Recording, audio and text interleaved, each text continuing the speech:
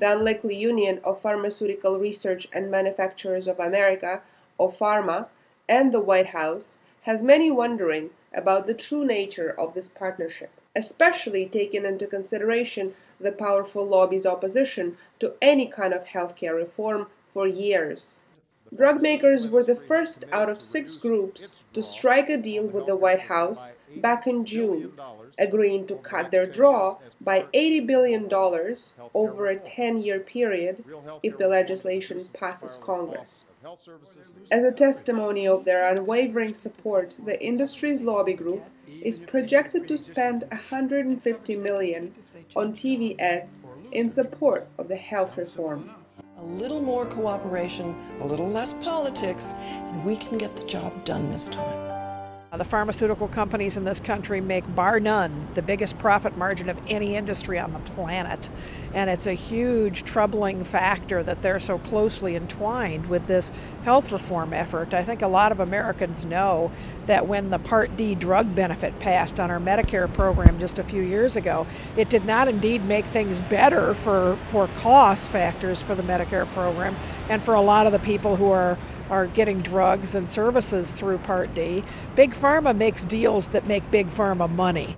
In his 2008 campaign ads, Obama denounced Billy Tauzin, head of PhRMA, for blocking Medicare from negotiating for lower drug prices. Tauzin, one of co-founders of the House Blue Dogs Coalition, crossed over to the Republican side in '95.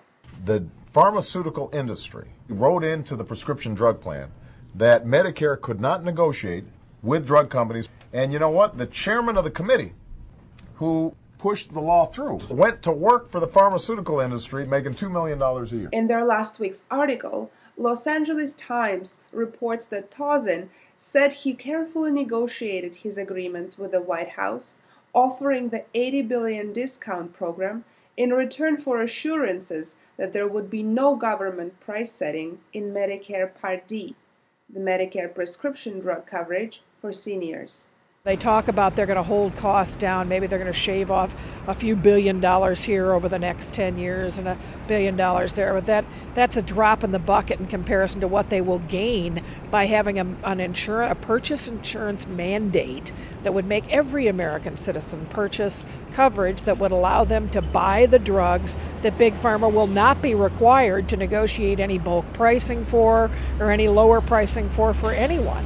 So it's a huge windfall for them that if healthcare reform passes, with all of us purchasing coverage through private insurance and bringing those dollars in to buy pharmaceuticals, it's a huge, huge benefit to them. According to Los Angeles Times, Tauzin also said the industry asked the administration not to allow the import of cheaper drugs because of safety concerns. Big Pharma, they get a patent on a drug that comes out, and that drug is charged at a certain level that they say reimburses them for the development and all the marketing and all the early portions of getting that drug to market through the FDA and all those kinds of things.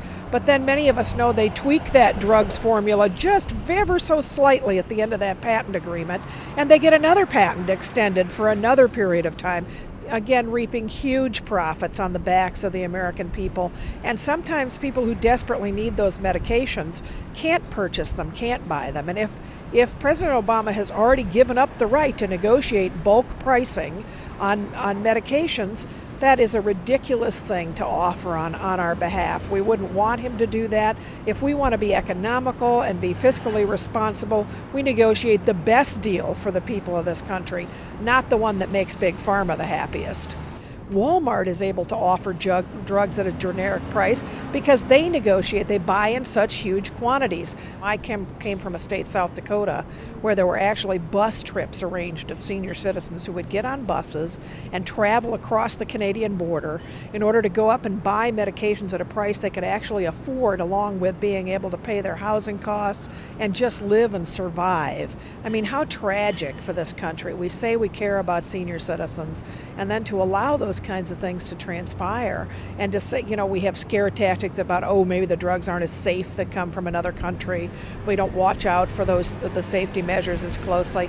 That is ridiculous to think that countries like Canada would allow drugs that were unsafe to be on the market. I mean, it's an insult to the people of Canada and to those systems that have developed very safe processes of their own over time. Republicans are clearly displeased with political support the White House is getting from industry groups. In a letter to Tausen, Republican Congressman John Boehner scolded him for making a deal with big government. He wrote that appeasement rarely works as a conflict resolution strategy, and that the deal is a threat to pharma's groundbreaking medical research and the American people, including pharma's customers and the families of pharma's employees. United States taxpayers already paying for a lot of that research and development through the Institutes of Health, through major institutions, universities, and academic institutions. So it's a fallacy to think that if we were to reform healthcare and hold big pharma down on some of its costs, that we wouldn't have research and development. In fact, other countries are doing quite well with systems in which the public funds the research and the public takes advantage and shares all the information across the board on what happens. And this has been kind of the Obama administration strategy from the beginning, is that you vilify these folks, the insurance industry and the pharmaceuticals, and then you cut deals in secret with them, and then you announce that these deals are such a marvelous find for the American people. It's an interesting strategy, although I don't find it a very elegant strategy or necessarily a very successful one if we look at what's happening with healthcare reform right at the moment. And it's unfortunate because this president is a brilliant politician, and you look at what he's allowing to be sold under his watch, and you think this is such a loss for the nation that we aren't further along in this healthcare discussion, completely celebrating and accepting the fact that healthcare is a basic human right, as he declared during his campaign, and moving forward from that position instead of just moving forward from the position that we want to keep the market in place, including big pharma and the insurance industry.